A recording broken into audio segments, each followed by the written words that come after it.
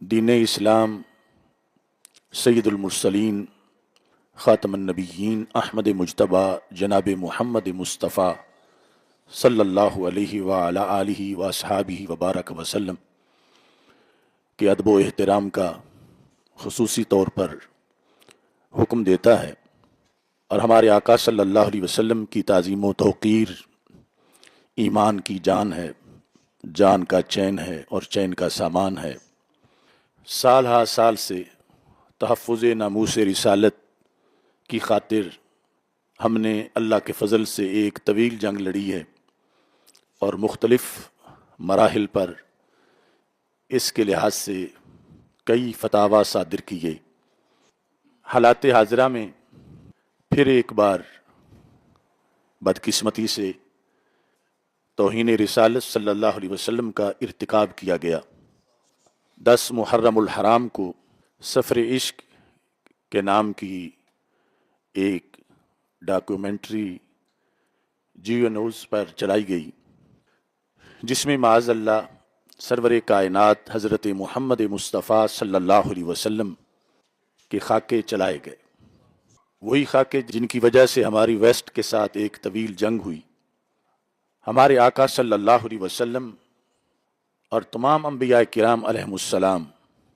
ان کا کسی طرح کا کوئی خاکہ بنانا یہ توہین رسالت ہے۔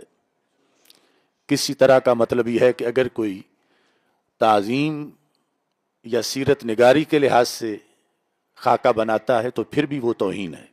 چونکہ رسول اللہ صلی اللہ علیہ وسلم جس مقام و مرتبہ پر فائز ہیں، کسی کا تصور اتنا حسین نہیں جتنے رسول اللہ صلی اللہ علیہ وسلم حسین، یکتا اور منفرد ہیں۔ تو جب بھی کوئی معاذ اللہ آپ کی تصویر بنائے گا تو دوسرے لفظوں میں وہ غیر نبی کو نبی قرار دے رہا ہے، یا کسی نبی کی بھی کوئی فلم بناتا ہے تو اس میں جرم یہ ہے کہ جو اس نبی کا اس فلم میں کر رہا ہے جو کردار ادا، تو ذہنوں میں دیکھنے والوں کے اس کا ہی خاکہ رہ جائے گا۔ تو یہ بہت بڑی جسارت ہے کہ اللہ کے انبیاء کرام علیہم السلام کو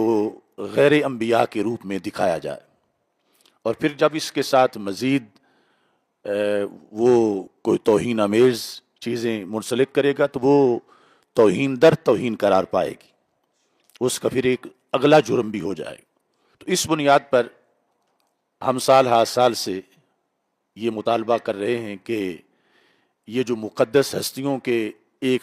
خاص ٹولے کی طرف سے تصویریں شائع کی جا رہی ہیں، ان پر پابندی ہونی چاہیے۔ اور گوجرانوالہ میں ہمارے دوستوں نے اس پر درخواست دی اور مناظرہ تک ہوا کہ ایک فرقے کے مرکز کے باہر من کنت مولاہ فعلی مولاہ یہ لکھ کے تو ساتھ 2 تصویریں بنائی گئیں۔ تو اس وقت بھی ہم نے اس سلسلہ میں یہ احتجاج کیا اور کہا کہ ایسا ہرگز نہیں ہونا چاہیے۔ بہرحال چونکہ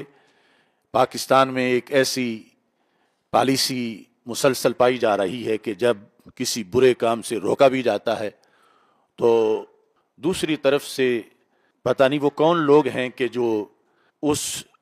برائی کرنے والے ٹولے کو شاباش دیتے ہیں، جس کی وجہ سے وہ آگے ایک سٹیپ بڑھ کے برائی کرتے ہیں۔ جس وقت حسین ہیکل نے اپنی سیرت کی کتاب کے اندر ایک خاکہ بنایا تھا کہ جس میں رسول اللہ صلی اللہ علیہ وسلم کو سفر معراج پر جاتے دکھایا گیا تھا، تو اس وقت پورے عالم اسلام نے احتجاج کیا تھا، یہاں تک کہ وہ خاکہ اس کتاب سے ہٹایا گیا، اور مسلمانوں کا جو احتجاج تھا اس کی اس وقت بھی بنیاد یہی تھی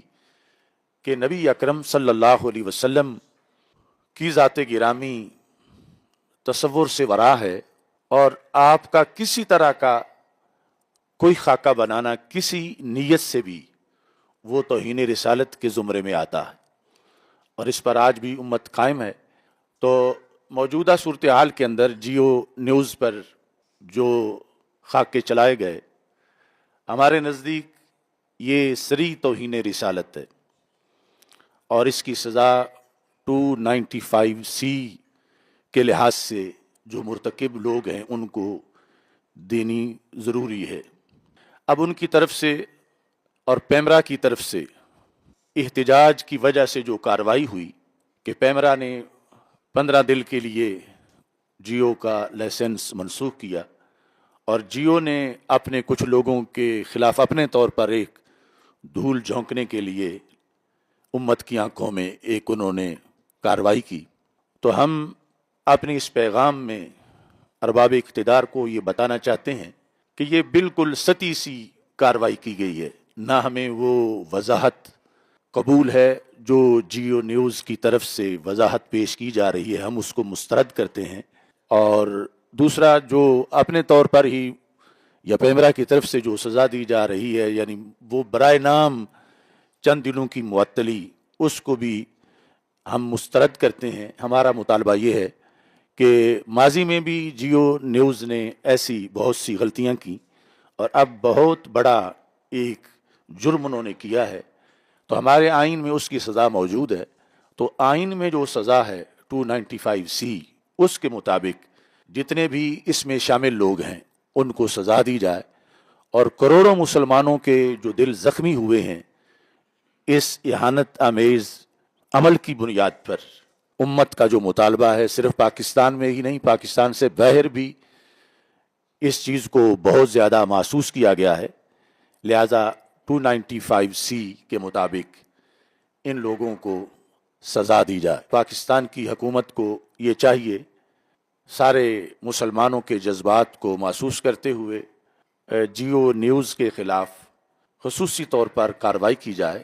اور اس عمل میں جتنے ذمہ دار لوگ ہیں ان کو قرار واقعی سزا دی جائے۔